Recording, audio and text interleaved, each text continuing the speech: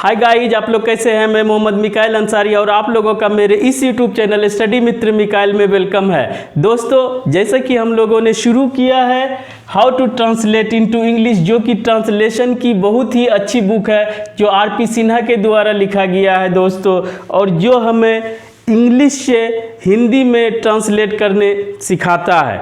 तो यहाँ पर आइए दोस्तों, अभी तक आप लोगों ने 2 चैप्टर्स में बहुत कुछ सीख चुके हैं। अब हम लोग जो अभी तीसरा चैप्टर चल रहा है दोस्तों, उसमें वॉइस पढ़ रहे हैं, और वॉइस में भी हम लोगों ने एक्टिव और पैसिव के रूप में टेंस को देख चुके हैं। अब दोस्तों कुछ स्पेशल स्ट्रक्चर्स है जिसे हम लोग देख रहे हैं दोस्तों, और अभी तक आप इसका पैटर्न भी समझ गए होंगे। और दोस्तों, अगर इस चैनल पे नए हैं तो वीडियो को लाइक के साथ साथ सब्सक्राइब जरूर करें दोस्तों, चूँकि ये अभी चैनल नया है, इसलिए आपसे रिक्वेस्ट है कि आपके हेल्प की बहुत ज़रूरत है दोस्तों। तो आइए अब देखते हैं कि आज का टॉपिक क्या है। जैसे कि दोस्तों हम लोग ये हमारे इस बुक में पैसिव की बात कर रहे हैं, लेकिन कुछ ऐसे स्पेशल स्ट्रक्चर्स है जिसे हमको उसका एक्टिव भी समझना ज़रूरी है, उसके बाद पैसिव भी समझना ज़रूरी है दोस्तों। और इसी के पैटर्न पे हम लोग पहले एक्टिव सीखेंगे, उसके बाद हम लोग उसका पैसिव सीखेंगे दोस्तों। तो आज का स्ट्रक्चर क्या है, सबसे पहले हिंदी वाक्य देखते हैं दोस्तों।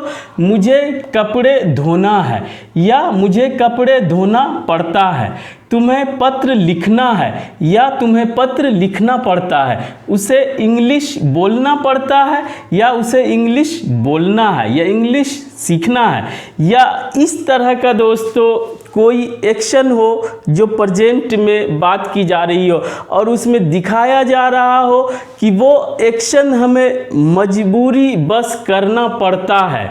ठीक है दोस्तों, ये शौक से ये एक्शन नहीं किया जाता है, इसमें हमारा एक्सटर्नल कंपल्शन मजबूरी दिखाया जाता है, जिसमें कि हमें कोई काम करना पड़ता है। और इसका हिंदी में कि मुझे करना पड़ता है या करना है सेंस आता है दोस्तों। लिखना है, जाना है, खाना है या खाना पड़ता है, जाना पड़ता है। इस तरह का जो एक्शन हो जिसमें आप मजबूर हो के दूसरे के कंपल्शन में आप कोई एक्शन को करते हैं, उसके लिए ये स्ट्रक्चर है दोस्तों। ठीक है, तो उसमें क्या होगा, हिंदी में रहेगा मुझे करना पड़ता है या किसी को भी पड़ता है या करना है। ठीक है, समझ गए आप इसका, पहले एक्टिव में तब फिर पैसिव में। और एक्टिव और पैसिव में क्या फ़र्क है दोस्तों। एक्टिव स्ट्रक्चर में हम लोग देखते हैं कि सब्जेक्ट खुद एक्शन को परफॉर्म करता है और उस एक्शन का रिसीवर यानी कि ऑब्जेक्ट भी होता है। और पैसिव के केस में हम लोग देखते हैं दोस्तों कि जो सब्जेक्ट होता है उसी पे एक्शन परफॉर्म होता है। क्लियर। तो सबसे पहले एक्टिव देखते हैं, एक्टिव स्ट्रक्चर जिसमें कि सब्जेक्ट खुद एक्शन को परफॉर्म करता है। ये बहुत बड़ा फर्क है दोस्तों एक्टिव वॉइस और पैसिव वॉइस में।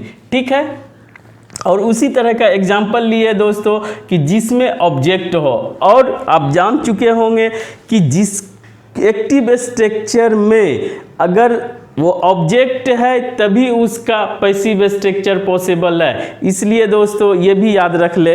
तो आइए सबसे पहले देखते हैं, मुझे कपड़े धोना है, धोना पड़ता है, तुम्हें पत्र लिखना है, लिखना पड़ता है। कोई काम कंपल्शन में अगर करना पड़ता है दोस्तों तो उसके लिए हमारा स्ट्रक्चर है सब्जेक्ट। हम लोग एक्टिव स्ट्रक्चर की बात कर रहे हैं, तो एक्टिव स्ट्रक्चर में क्या होता है, जिसमें सब्जेक्ट खुद एक्शन को परफॉर्म करता है, और एक्शन वर्ब जो होता है वो ट्रांजिटिव एक्शन वर्ब होता है। ट्रांजिटिव एक्शन वर्ब का मतलब कि उस एक्शन का रिसीवर होता है और वो उसे क्या बोलते हैं, ऑब्जेक्ट बोलते हैं। क्लियर।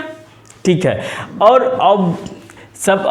और हमारा एक्टिव स्ट्रक्चर में दोस्तों ऑब्जेक्ट रह भी सकता है और नहीं भी रह सकता है, लेकिन पैसिव उसी का बन सकता है जिसमें हमारा ऑब्जेक्ट रहेगा एक्टिव स्ट्रक्चर में। ठीक है, सब्जेक्ट और हैज़ या हैव के साथ टू आता है दोस्तों। और जो हैज या हैव का सिलेक्ट कैसे करेंगे हम लोग, सब्जेक्ट के अकॉर्डिंग। और यहाँ पर दोस्तों टू के साथ हमारा हमेशा V1 आएगा, वर्ब का फर्स्ट फॉर्म। आप जानते हैं टू हमेशा फर्स्ट फॉर्म लेता है जिसे इन्फिनिटिव बोला जाता है दोस्तों, ठीक है। अगर इस तरह से सब्जेक्ट हैज़ टू या हैव टू प्लस V1 रहे तो इसका मतलब आप ये समझ जाएंगे कि वो कोई एक्शन, ये एक्शन वर्ब होगा और ये एक्शन वर्ब होगा। अगर पैसिव की ज़रूरत नहीं है तो ये एक्शन वर्ब ट्रांजिटिव वर्ब भी हो सकता है, इनट्रांजिटिव वर्ब भी हो सकता है। लेकिन अगर इसके पैसिव की ज़रूरत है तो यहाँ पर दोस्तों सिर्फ ट्रांजिटिव वर्ब का मतलब कि उसको अपना ऑब्जेक्ट होगा, ठीक है। तो ये एक्शन वर्ब दिखाएगा कि जो एक्शन होना है वो हमें मजबूरी बस करना पड़ता है। जैसे कि मुझे स्कूल जाना पड़ता है या मुझे स्कूल जाना है। इसी तरह से दोस्तों और बहुत से हैं, मजबूरी बस करना पड़ता है, चाहे वो डेली रूटीन का प्रोसेस हो, चाहे आप अनिच्छा से जो काम करते हैं उसके लिए ये स्ट्रक्चर यूज होता है। क्लियर? तो आप समझ जाएंगे दोस्तों। उसके बाद ऑब्जेक्ट रह भी सकता है, नहीं भी रह सकता, अदर वर्ड्स रह भी सकता है, नहीं भी रह सकता है। लेकिन चूंकि यहाँ पे हम लोगों को इसका पैसिव स्ट्रक्चर में चेंज करना है, इसीलिए ऑब्जेक्ट का रहना मस्ट है। और यही ऑब्जेक्ट पैसिव स्ट्रक्चर का सब्जेक्ट बनता है दोस्तों। अभी तक आप समझ गए होंगे। और दोस्तों इस वीडियो को लाइक ज़रूर करें दोस्तों और इस चैनल को सब्सक्राइब ज़रूर करें दोस्तों, ताकि हम आपके लिए इस तरह का वीडियो लाते रहें दोस्तों, ठीक है। तो आइए देखते हैं। मुझे कपड़े धोना है या धोना पड़ता है, दो तरह का रहेगा। और आप दोस्तों मजबूरी में अगर कोई काम कर रहे हैं प्रेजेंट में तो वहाँ पर आई, और आई के साथ आप जानते हैं दोस्तों कि हैव लगता है। अगर सेलेक्ट करना है आई के साथ हैव, और टू वॉश मतलब कि मजबूरी बस ये एक्शन हमको करना है। और एक्शन किस पे करना है, यहाँ पर ये दोस्तों इसका ऑब्जेक्ट है कि कपड़ा धोना पड़ता है। शौक से आप कपड़े नहीं धोएंगे, झाड़ू नहीं लगाएंगे, बर्तन नहीं धोएंगे, लेकिन मजबूरी बस वो करना अगर पड़ता है प्रेजेंट में तो आप ये स्ट्रक्चर लगाएंगे, subject plus have two plus first form of the action verb, ठीक है दोस्तों। इसी तरह से तुम्हें पत्र लिखना है या लिखना पड़ता है, इस तरह का रहे तो तुम्हें यू या आपका भी यू के साथ हमेशा दोस्तों सिंगुलर रहे प्लूरल रहे है भी आता है प्रेजेंट में। टू राइट लिखने का, टू राइट ये एक्शन करना पड़ता है किस पे, लेटर लिखने का एक्शन, ठीक है दोस्तों। उसी तरह से उसे इंग्लिश बोलना पड़ता है, इंग्लिश बोलना नहीं भी जानता हो या मजबूरी बस लेकिन बोलना पड़ता है कहीं पे, तो वहाँ पर दोस्तों आपको ही या शी करे, ही या शी उसके साथ हैज होगा दोस्तों, और बोलने का टू स्पीक इंग्लिश। इस तरह से आप अगर मजबूरी में कोई काम आपको करना पड़ता है तो वहाँ पर आप हैज़ टू या हैव टू के स्ट्रक्चर को यूज़ करेंगे, उसके बाद एक्शन वर्ब का फर्स्ट फॉर्म, ठीक है दोस्तों। अब ये इस तरह के स्ट्रक्चर में आपको प्रॉब्लम नहीं होना चाहिए, आप जो चाहे बोल सकते हैं। और एक्टिव स्ट्रक्चर में दोस्तों चाहे आप ट्रांजिटिव वर्ब लगाएं चाहे इनट्रांजिटिव वर्ब लगाएं, दोनों में चलता है। और आप इसको हिंदी में बहुत यूज़ करते हैं दोस्तों, तो इसे अब इंग्लिश में यूज करें बोल के। और इसका अगर आपको निगेटिव बनाना हो दोस्तों, क्योंकि हर स्ट्रक्चर का निगेटिव भी बन सकता है, इंट्रोगेटिव भी बन सकता है, तो सबसे इसमें अभी बता नहीं रहे हैं, बस एक चीज़ आपको बता दे रहे हैं दोस्तों कि आप इसे याद रख लें कि ये प्रेजेंट इंडेफिनिट टेंस अगर आप पढ़े हैं तो उसका सभी नियम को ये फॉलो करता है, समझ गए। यानी प्रेजेंट इंडेफिनिट टेंस के सभी रूल्स को ये फॉलो करता है। अगर नोट लगाना है तो यहाँ पर आपको डू नोट या यहाँ पर डज नोट, इस तरह से आप प्रेजेंट इंडेफिनिट टेंस के अकॉर्डिंग इसमें इसका निगेटिव बना सकते हैं, इंट्रोगेटिव बना सकते हैं। क्लियर। अब आइए दोस्तों, अगर इसका पैसिव में चेंज करना है तो जैसा कि जानते हैं कि पैसिव में हम उसी एक्टिव स्ट्रक्चर को चेंज कर सकते हैं जिसको अपना ऑब्जेक्ट हो, अदरवाइज हम नहीं कर सकते हैं। और जो सब्जेक्ट होता है वही जो एक्टिव स्ट्रक्चर का ऑब्जेक्ट होता है दोस्तों, वही हमारा पैसिव का सब्जेक्ट बनता है। इसीलिए एक्टिव स्ट्रक्चर में ऑब्जेक्ट का होना मस्ट है। क्लियर।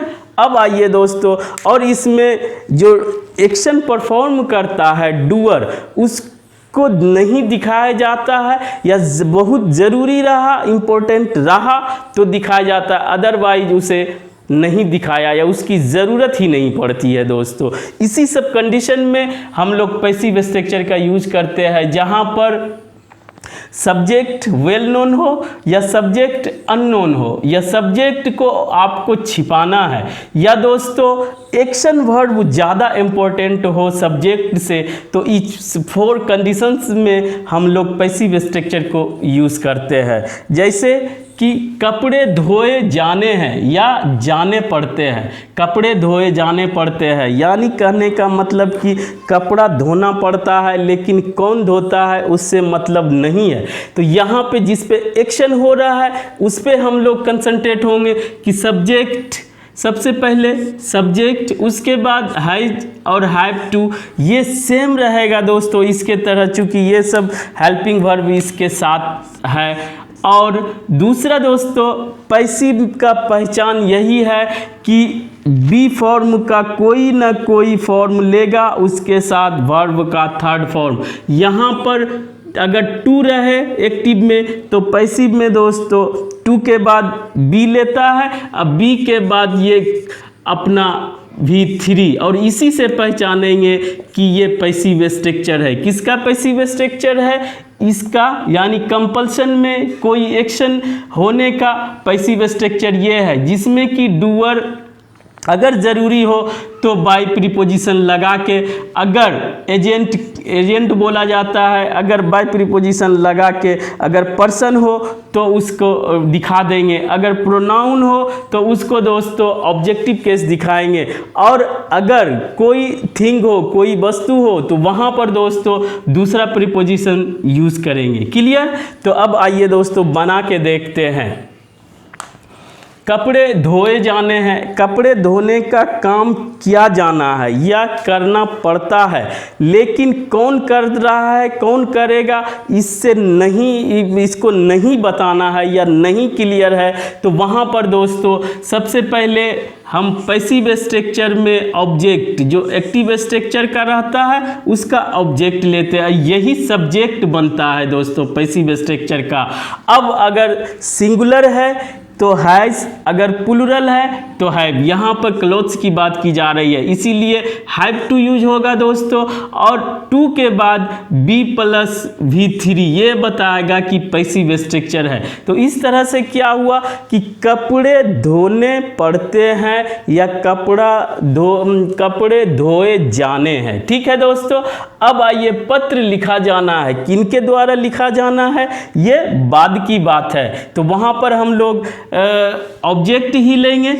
ऑब्जेक्ट के रूप में क्या है? लेटर। लेटर अगर सिंगल एक की बात की जा रही है तो वहाँ पर हैज़ टू प्लस दोस्तों बी रिटेन, यानी पत्र लिखा जाना है। किनके द्वारा लिखा जाना है, कौन लिखेगा उससे मतलब नहीं है, बस एक पत्र लिखने का काम होना है मजबूरी में, तो उसे दिखाने के लिए दोस्तों यहाँ पर पैसिव स्ट्रक्चर और एक्टिव स्ट्रक्चर में सिर्फ यही अंतर है कि टू के बाद बी प्लस V3 उस एक्शन को दिखाना होगा, और एक्टिव स्ट्रक्चर में डूअर एक्शन करेगा, उसी एक्शन को 2 प्लस V1 में दिखा देना है। और जैसे कि यहाँ पर है दोस्तों, इंग्लिश बोलना पड़ता है मजबूरी बस, तो क्या बोलना पड़ता है? इंग्लिश। इंग्लिश हमारा सब्जेक्ट बन गया। उसके बाद एक की बात की जा रही है तो हैज़ टू, और दोस्तों इसके बाद बी प्लस V3, ये हमारा बताएगा क्या?